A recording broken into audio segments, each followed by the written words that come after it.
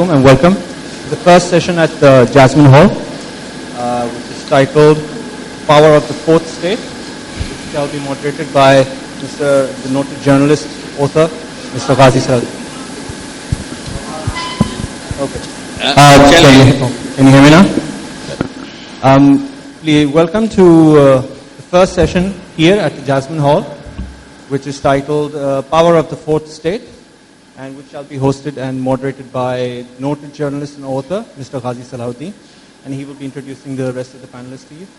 Thank you so much. We have four very distinguished panelists here to discuss power of the fourth state. And I think there would be, Rizvi, are there bios can be shown? Let us begin with Mr. Rasul Baksh Rais.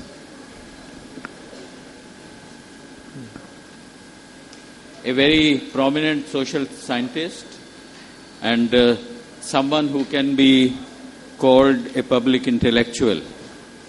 And he has been teaching and writing columns and a very serious observer of what is happening in Pakistan.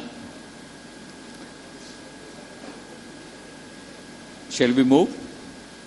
And then we have Meghan Davidson Ladley. Have I pronounced you correctly? And she is a very distinguished journalist and she knows Pakistan very well. Particularly, she has been writing about social minorities in this country. For instance, I remember reading her piece on Karokari in this country, on what you call honor killing, and how women are denied the right to marry the man of their choice. After that, we have Matthieu, Aikins, who is a Canadian journalist, and you've been reporting from Pakistan also. Yes. And you've been based in Islamabad? In Kabul, actually. Yes. So most of my work is in Afghanistan. Mostly, okay. So we have Matthieu Aikins, and then we have Saeed Shah, a very prominent journalist in the sense that he is based in Islamabad, reports for Wall Street Journal, and is a very familiar name when it comes to reporting from this country. Now the idea is, the title that we have, Power of the Fourth State.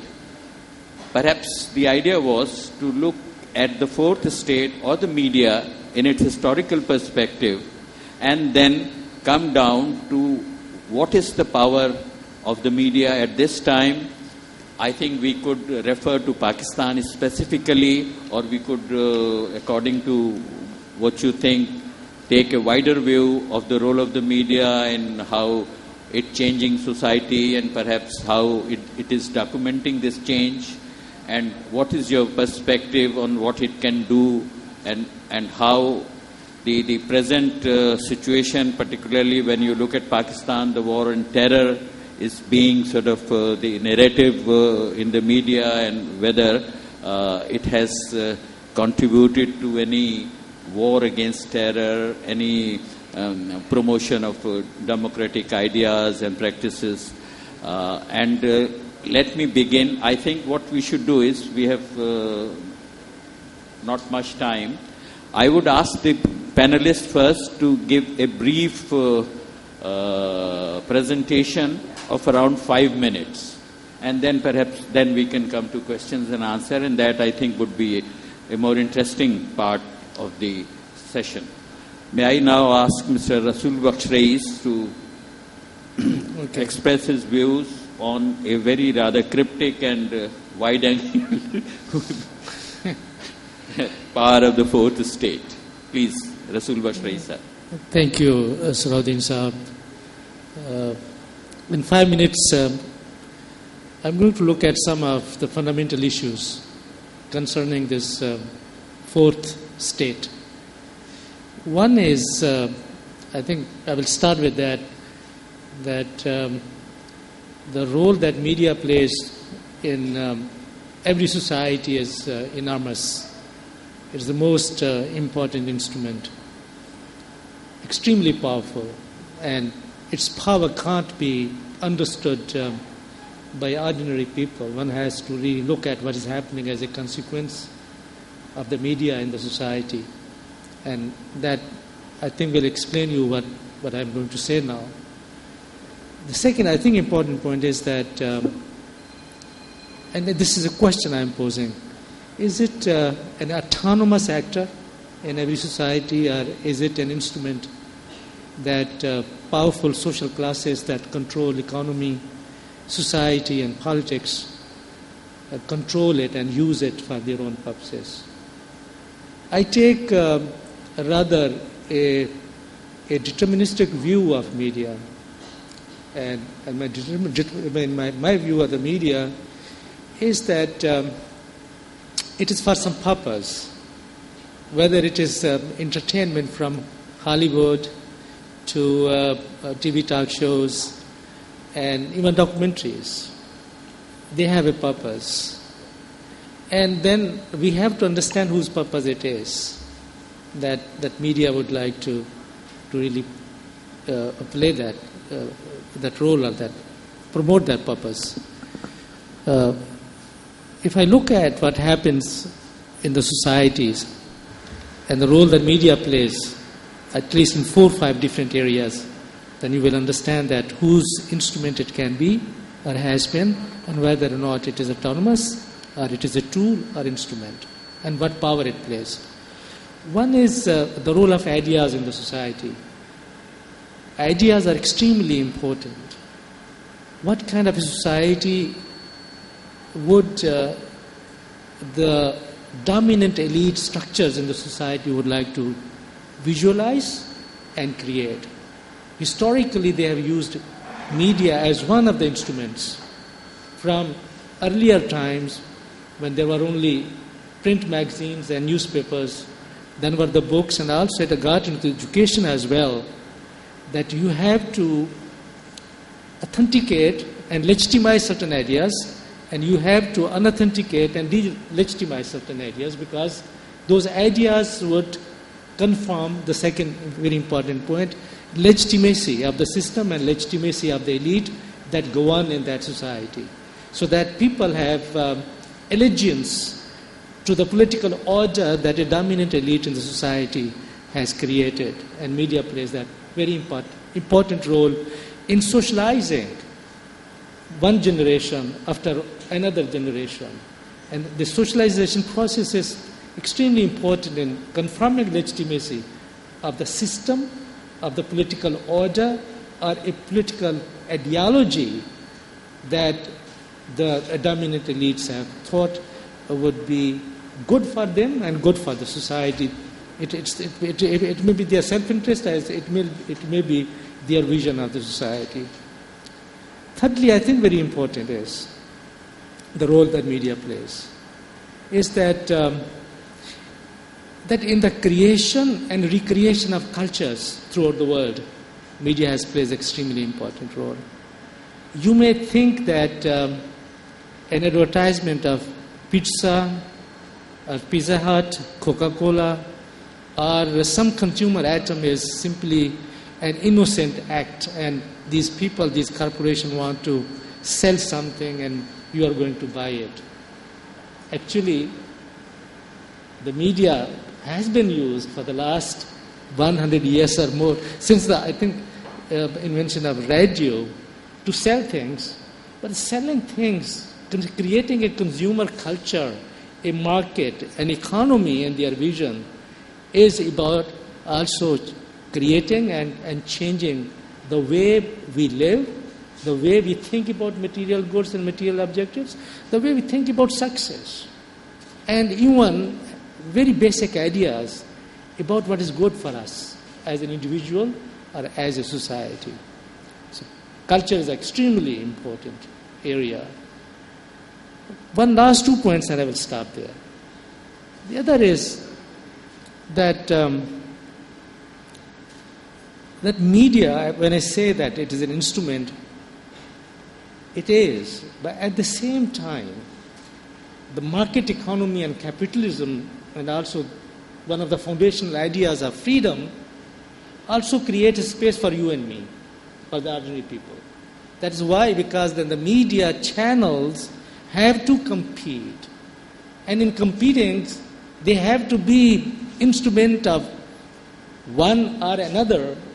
I mean, for instance, CNN and Fox News, if you look at how the things go about in American society, what kind of representation of ideas, representation of basic core values of the society, and what type of vision of a good world and a good society they are trying to create. They represent different constituencies.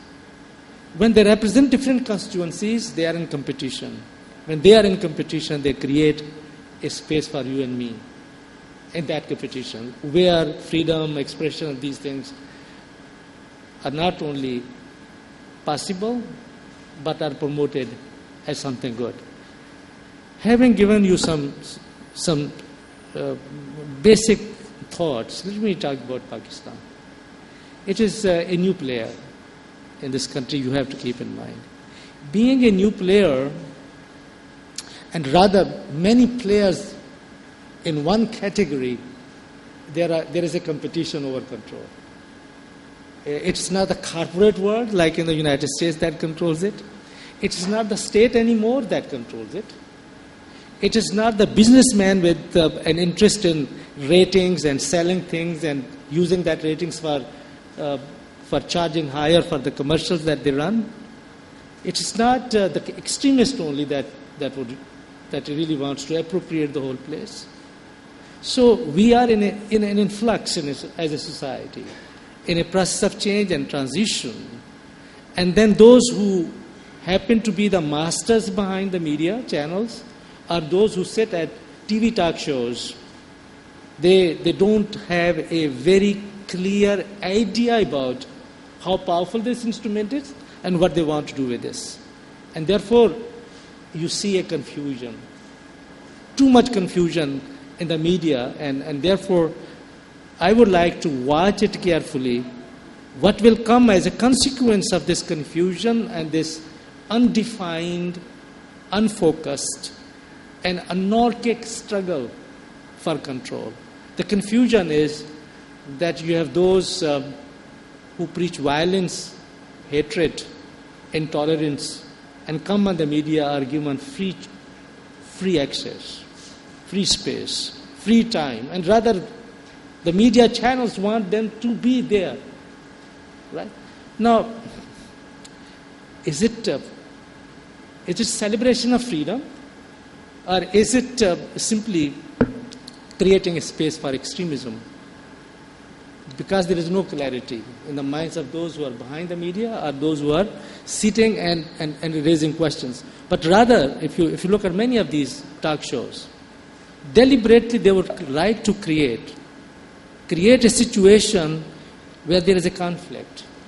So here I don't think that there is a celebration of pluralism and diversity and understanding, but rather creating a culture of conflict and is an honest disagreement of opinion is again a part of human freedom, and we would like to celebrate that, and we may have that here on this pen.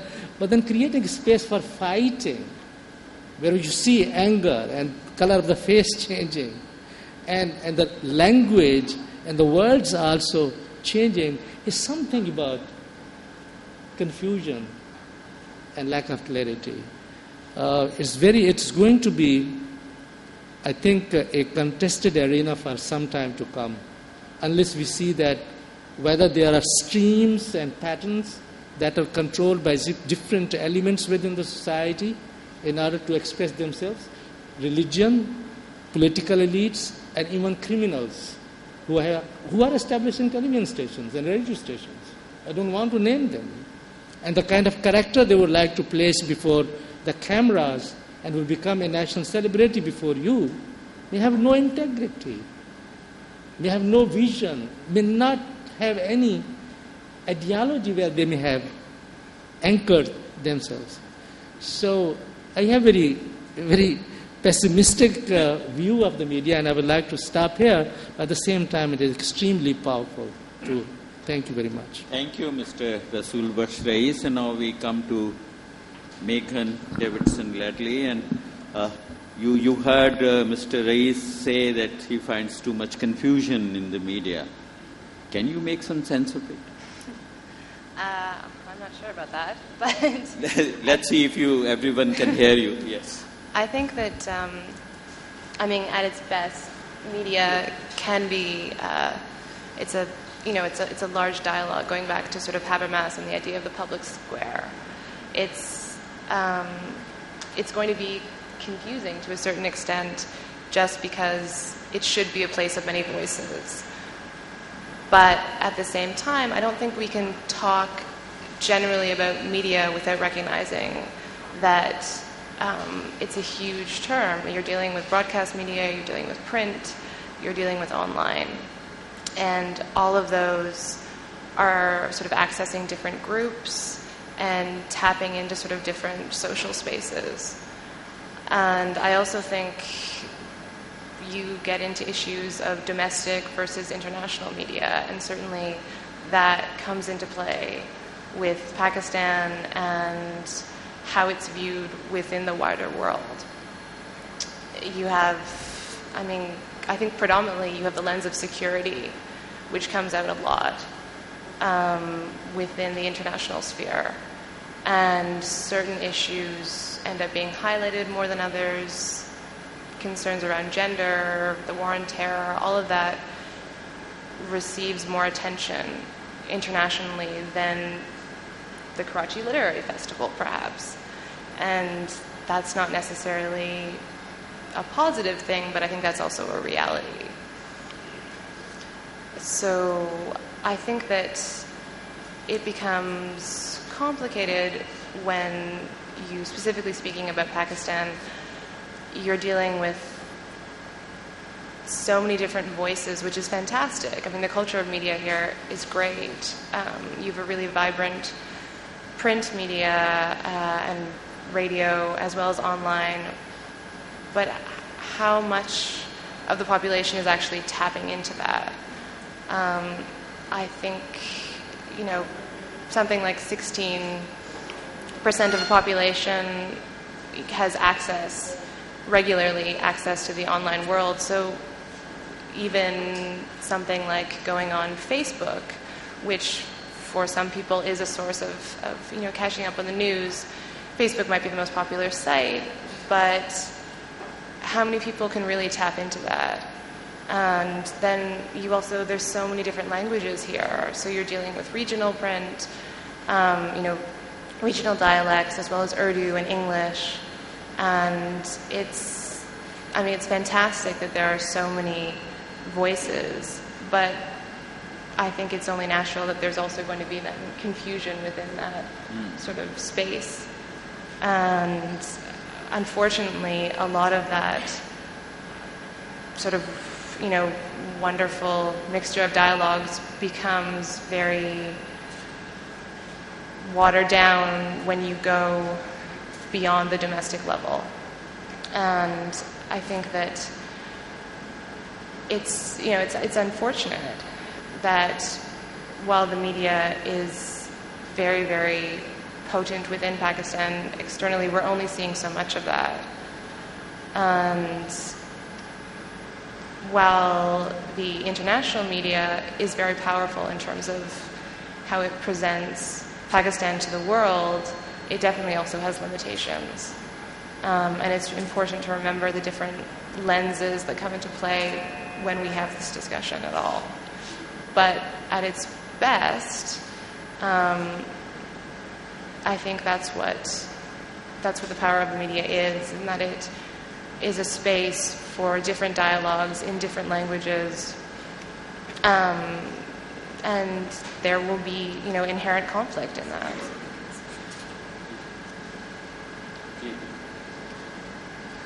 So, I think that's good.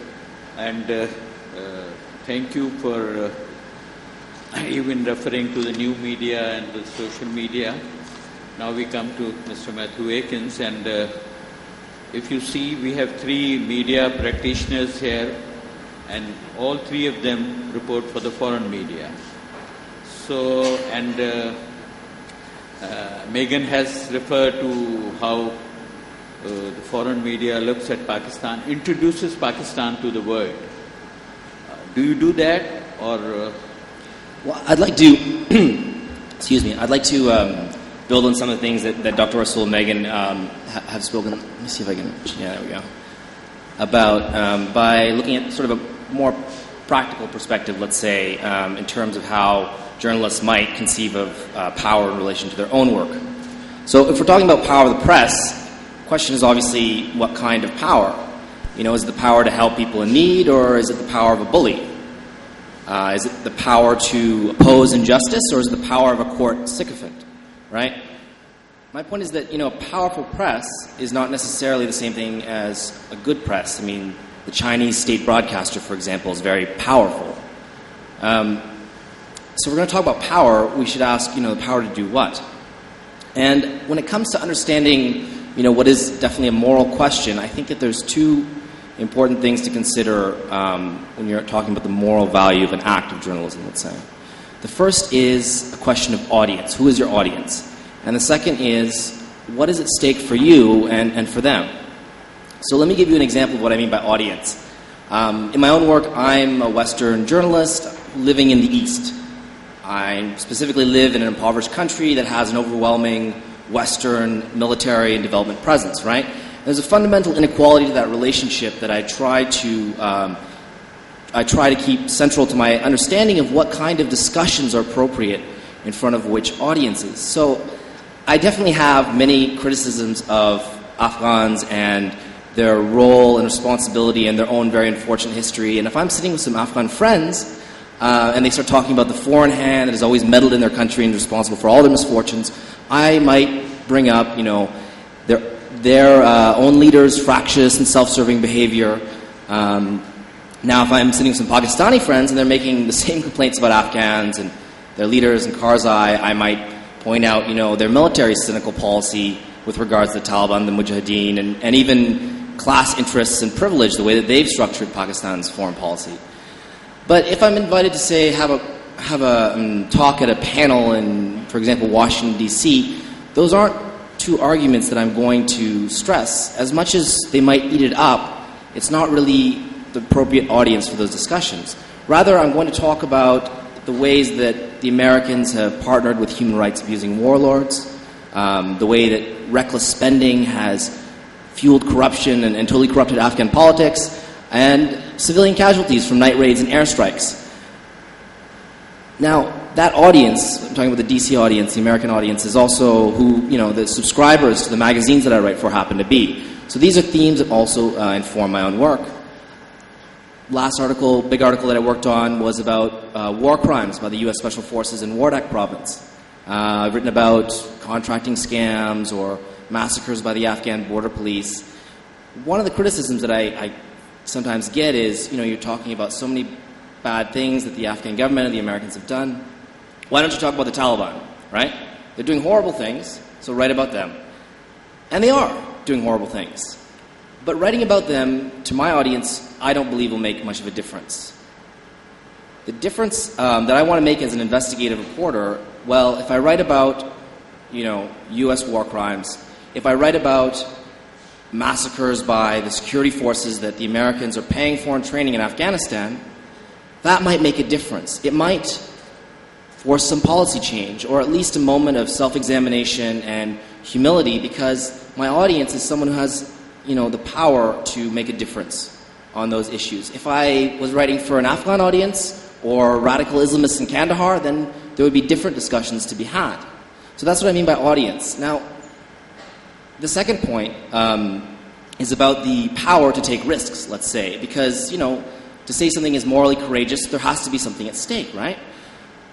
And for me, I mean, if I criticize the Taliban or, you know, there's nothing really at stake. It's not a risk for me. You know, it's easy to do. But if I investigate and vocally critique, you know, the American armed forces or, let's say, an American policy in Israel, that might run the risk of certain doors being closed to me professionally, right? Now, this is obviously related to the first point about audience and something what in grad schools they might call positionality, which just means that the moral worth of an act of criticism isn't just about it being correct, but it's about your position and the position of your audience. So by that token, I don't think it requires a lot of courage for a Pakistani journalist to criticize the Indian occupation of Kashmir. But for an Indian journalist to do that, that is brave, and it runs a risk, and it also might make a difference, you know? So my point is that, you know, if we're going to talk about power, about moral power, then we should really ask those two questions. If you know, in the U.S., you have a very powerful press, powerful both domestically and internationally. But how empowered are American journalists to do the kind of criticism that I'm talking about here, right? And it's the same, you know, you ask the same question of the Pakistani press, right? It's undeniable that in the last decade, the media here has flourished and become very powerful. But how empowered are Pakistani journalists to undertake this sort of criticism? So, you know, just in conclusion, a country where journalists can regularly criticize their own government and their own societies in a way that has a chance to force change and make a difference, that to me is a powerful fourth estate, a morally powerful fourth estate.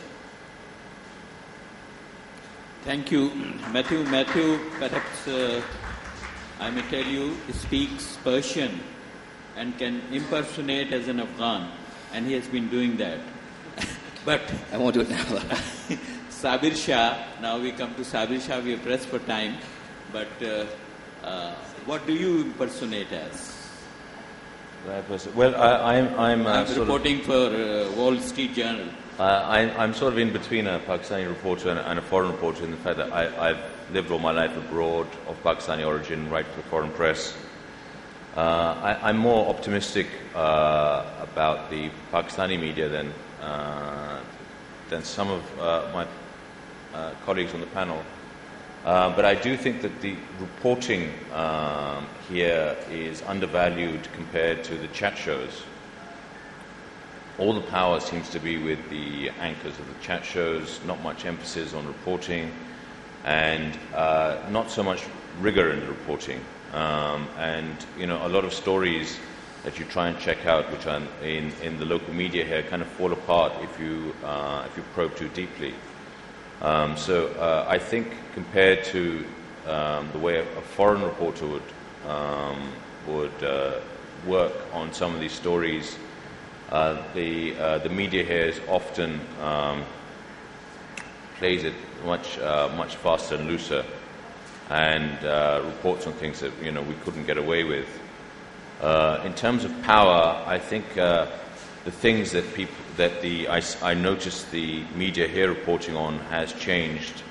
I think even a few years ago, reporting negatively about the MQM, the military, for instance, and religious extremist groups was done much less and less negatively. You see a lot more of that now, and that's led to a situation where the Pakistani media in particular, and to some extent some of the foreign media, is something of a target for Pakistani Taliban,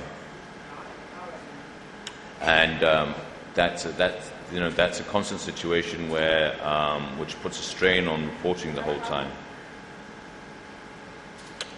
But I do think that the power of the local media has been evident in the last few years in the lawyers' movement, which was more or less completely driven by the media, because it was actually a very small movement portrayed by the media as some kind of national insurrection.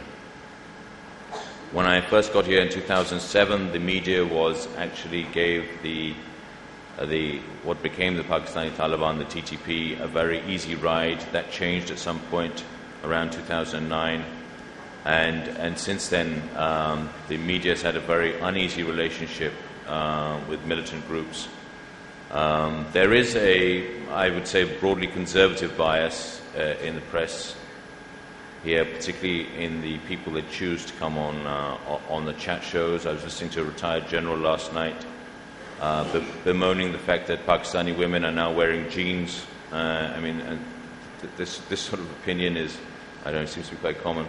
And the other thing is, of course, because there are so many channels here, the chat shows have to be a form of entertainment. And so, the guests are chosen who will basically fight with each other.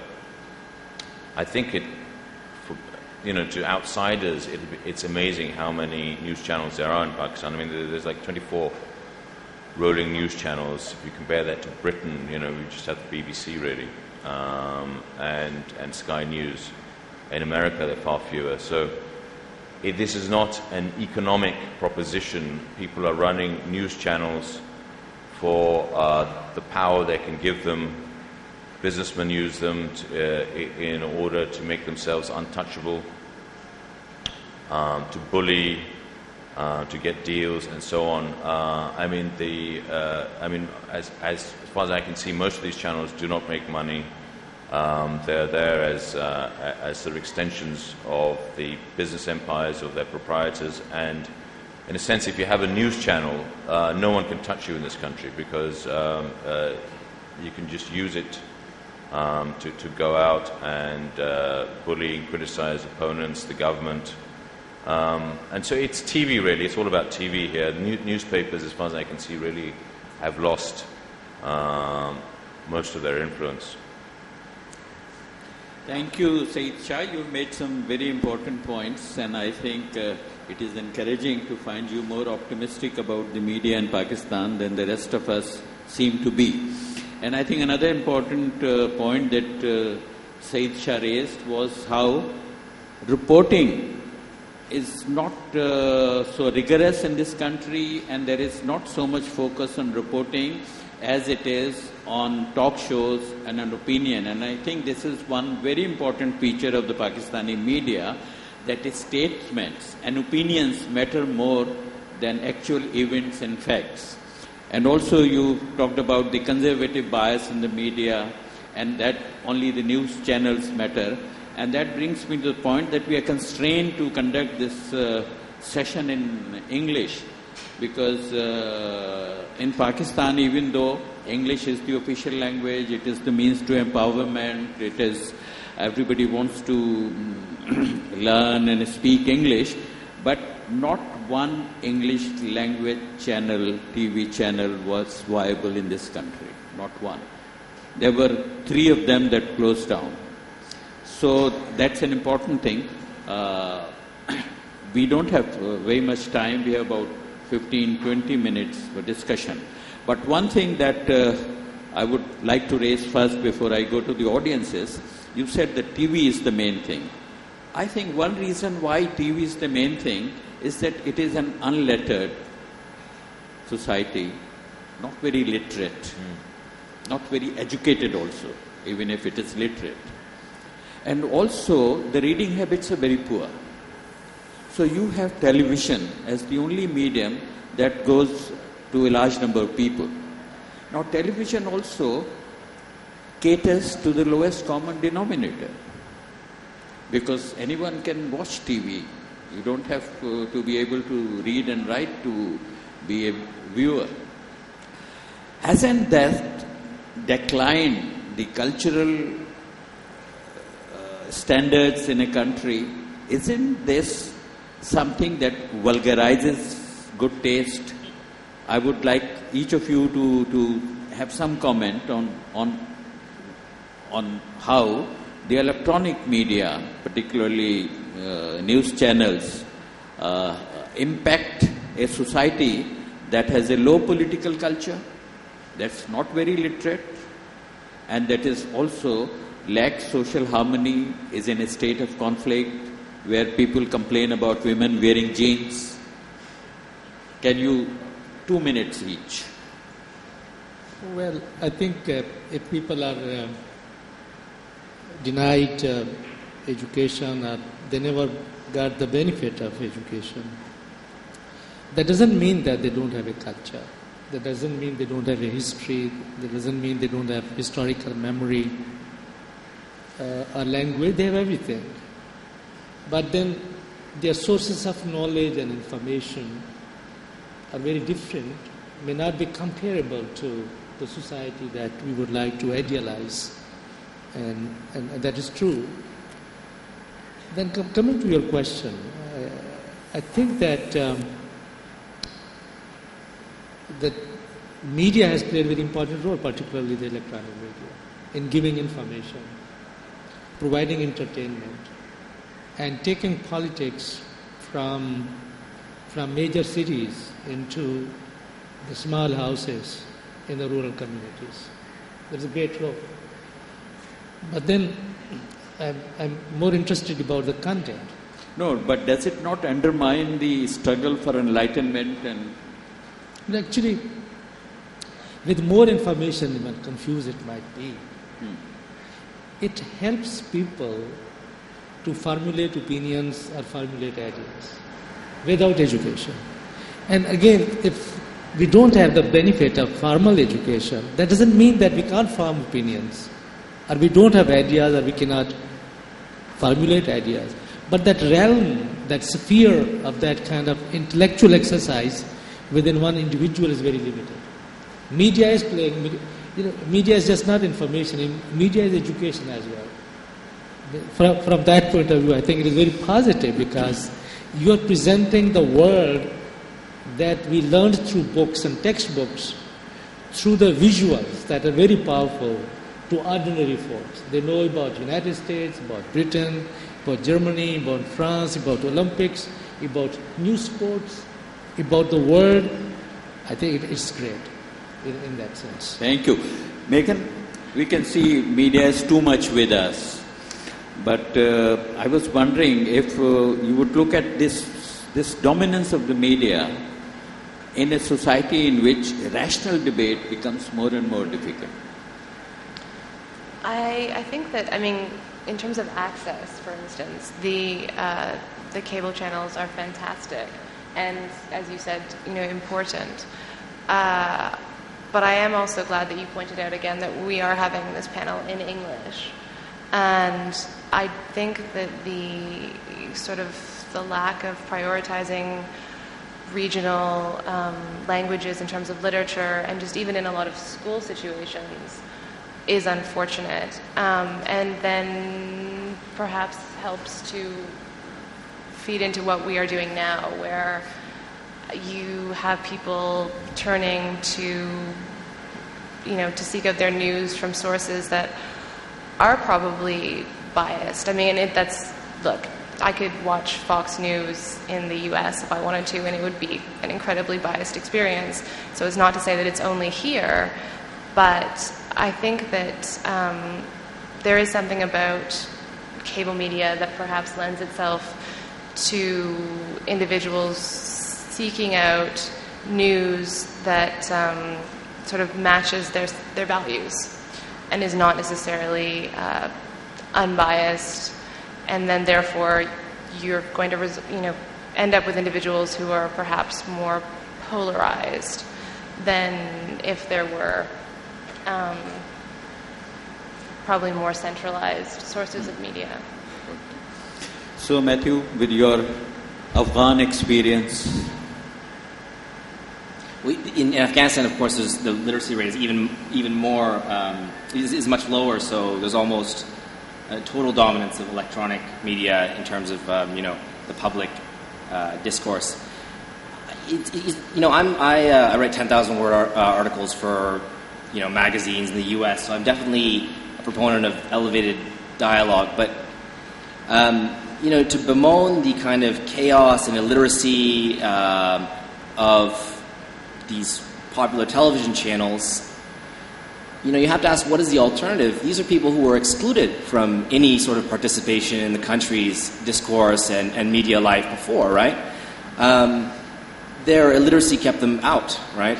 So the fact of the matter is that they're going to be part of the debate now. In fact, they deserve to be as citizens of this country, right, with all their warts and everything.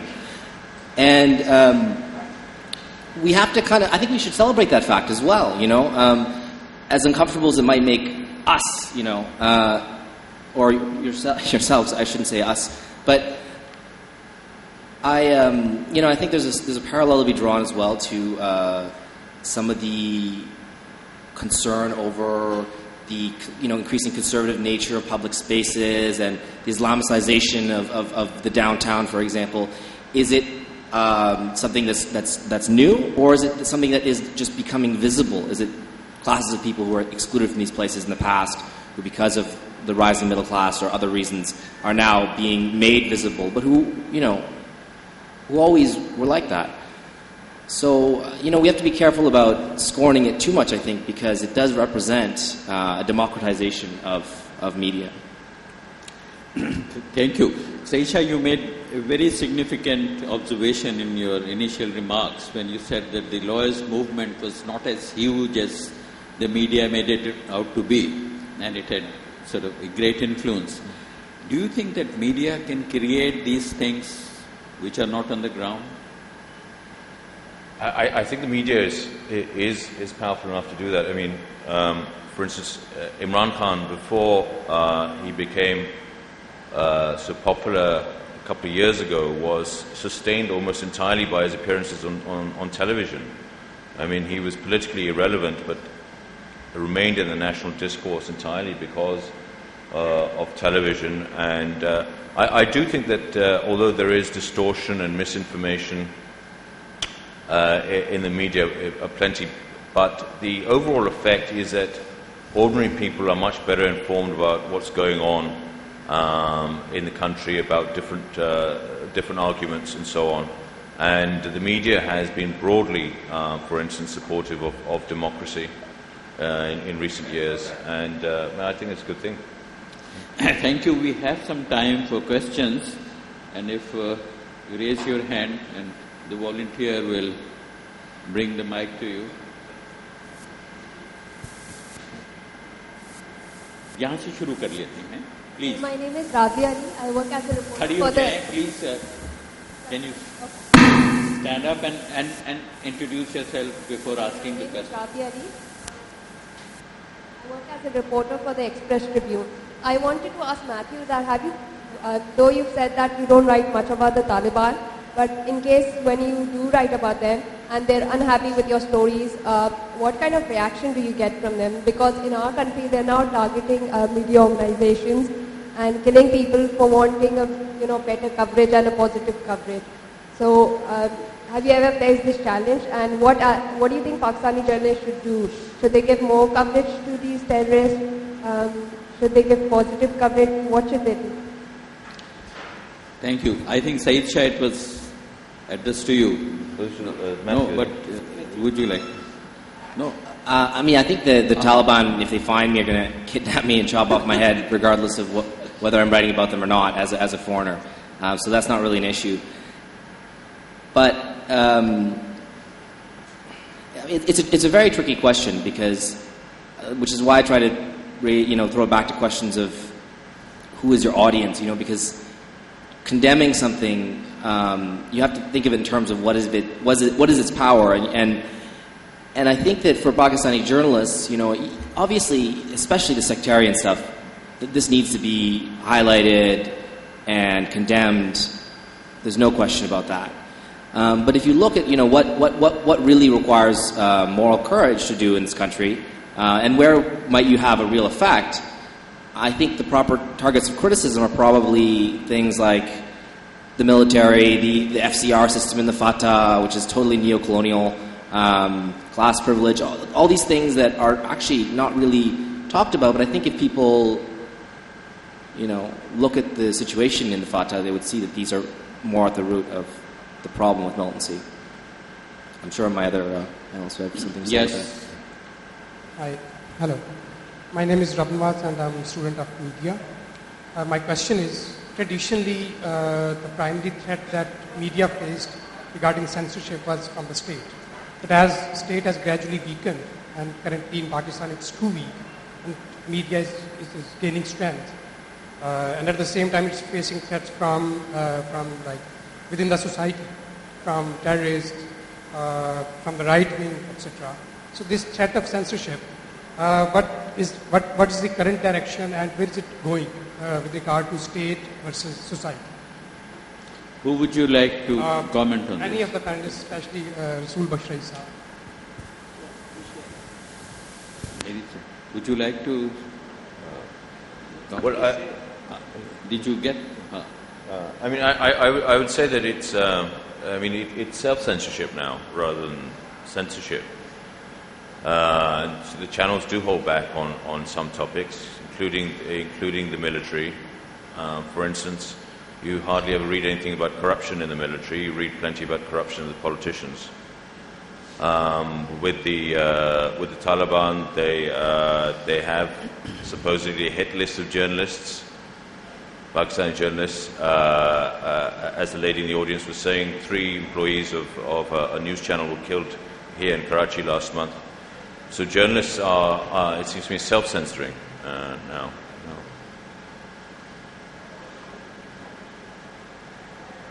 जी, आप पहले पूछ लें, please. Go ahead. After that. My name is Shiraz Khan and I'm with Express Media Group, and my question is for Shah Saab. Shah Saab, what do you think objective journalism is, and do you see it happening in Pakistan? The what? Objective journalism. What is objective journalism to you, and do you see it happening in Pakistan? Yeah. I think the question was objective journalism. Yeah. Objective journalism, you said. I think journalism it's very. I mean, it has to be objective. What is objective journalism to you? Perhaps he has in mind your remarks about how you indulge in self-censorship.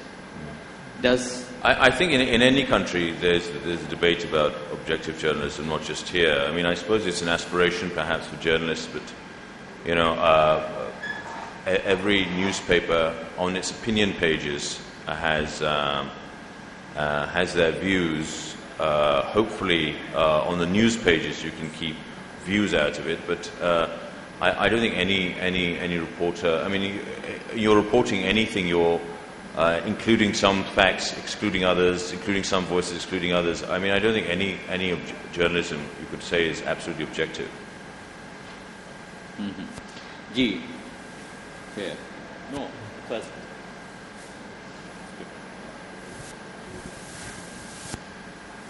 My name is Mehmood and I freelance. Can you dilate upon the alternate media or the social media which is gaining some strength and its challenge to the fourth estate? Would you take this up? Social media, you said dilate on? Social media is increasingly getting more powerful in the sense that it is challenging the narrative which is being put forth by the conventional media. Yes, the power and the influence of social media vis-a-vis the mainstream traditional media. Would you like to make some? Certainly. I think that social media has definitely, particularly within the last, 5 or 6 years, grown it's hugely when you think about, the role that Twitter played in the Arab Spring. It's really grown into its own. However, I think journalists, we still have to. I think we still have a role. Obviously, there are citizen journalists as well, but it's important to sort of make sure that you're verifying the information that's coming in through social media.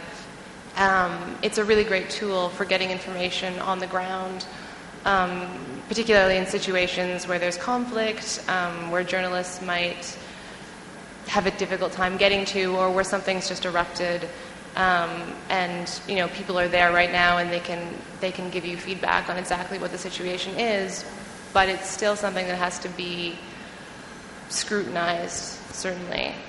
And it's also then tricky because while mobile phone technology is so widespread, again, in terms of internet access, particularly here, you're still dealing with a huge swath of the population that doesn't have access to that. So there are still limitations for sure. Hello, my name is Rasul and I'm a marketing executive at a private firm. It has been our understanding that media is the fourth pillar of the state. The topic over here is the power of the fourth estate. Does it mean that there are independent institutions that are more powerful than the state that actually encompasses them? For example, media is supposed to be a fourth state, but it's the fourth pillar of the state, but it's called the fourth state. Does it mean there are states within a state working independently? Is media a state within the state? Yes. Is media as strong that it could be called a state within the state? Exactly. I don't think it is a state within the state, but it is referred to as one of the pillars of the state. Not that it is controlled by the state, but rather it has created a power for itself. Information is extremely important. Analysis, ideas I have mentioned. And the modern nation states have come to terms with this free media.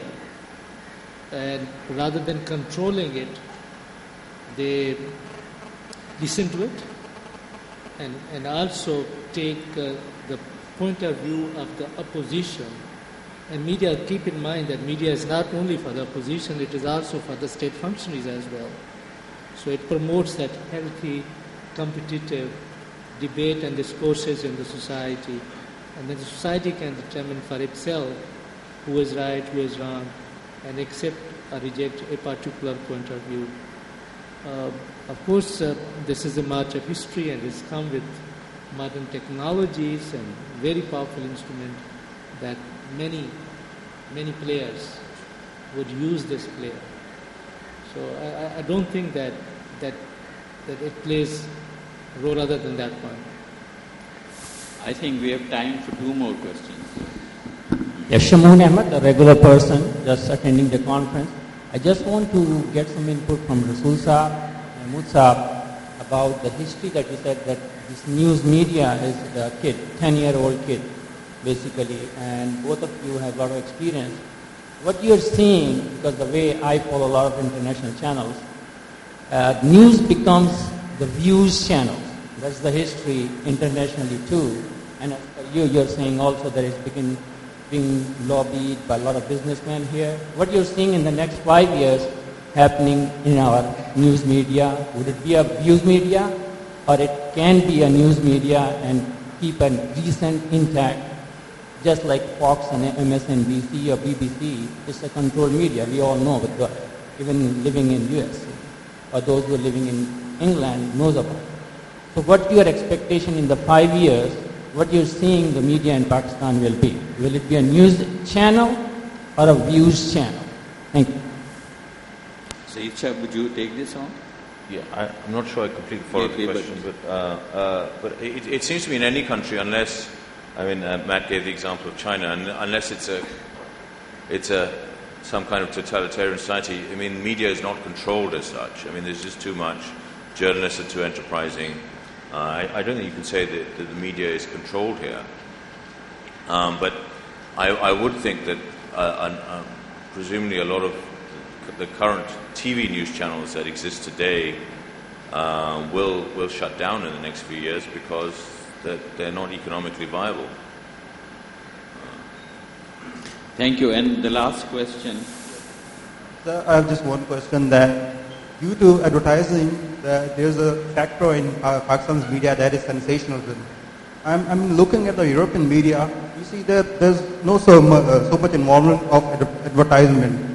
So can we say that the alternative way out of this media can be the reducing the gap between advertising and profit sharing between cable operators and media owners? No, I'm asking that. Can that be a question for Mr. Matthieu? So you're asking, is there a way out of sensationalism? I think it was an excellent point that Saeed made, which is that reporting often doesn't get enough value in this country. And in a lot of places, reporting is actually quite sensational. Look at this whole NSA story with Glenn Greenwald and Edward Snowden. It's exciting, it's interesting, it's sensational, but it's about real reporting. And so reporting can be sensational. I think you need to really work on developing investigative standards here. I'll use an example. I won't use the names because I don't think it's relevant. But recently in the news, there was an investigative story about an abuse of an expense account or a counterterrorism fund, right? And it was a great story or scoop, but it was reported in such a baffling way. There was no sourcing, nothing was really sort of laid out, and you actually should be quite meticulous about these things. So the whole story sort of fizzled, and as it was actually reduced to a sort of series of counter-accusations on Twitter, and perhaps some sensational, back and forth on chat shows. So I think you need to work on making the reporting really stand out on its own. That would be a way out of sensationalism.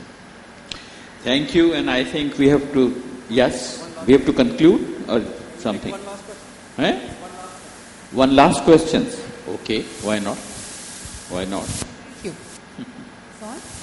My question, education. Let us see you.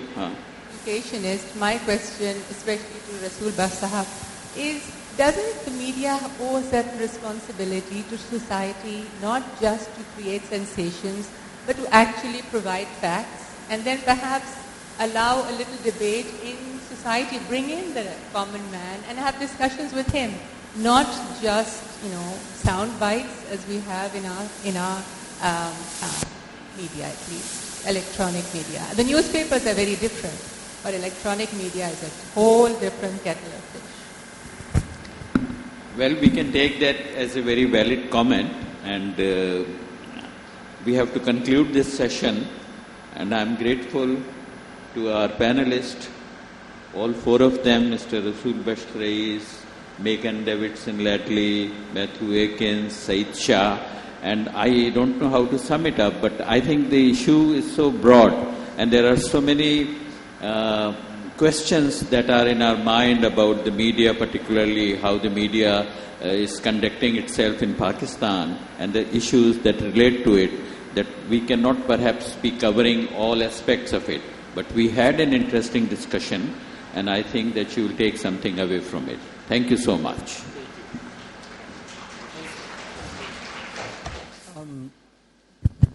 Ladies and gentlemen, thank you for attending this session. We will be taking a break for namaz, and we will be starting our second session at 2:15, which will be Pani Parinde Aur Maut, readings and conversation with Mr. Hussain Tara. And this will be moderated by Irfan Javed. In 45 minutes after namaz. See you then. Thank you.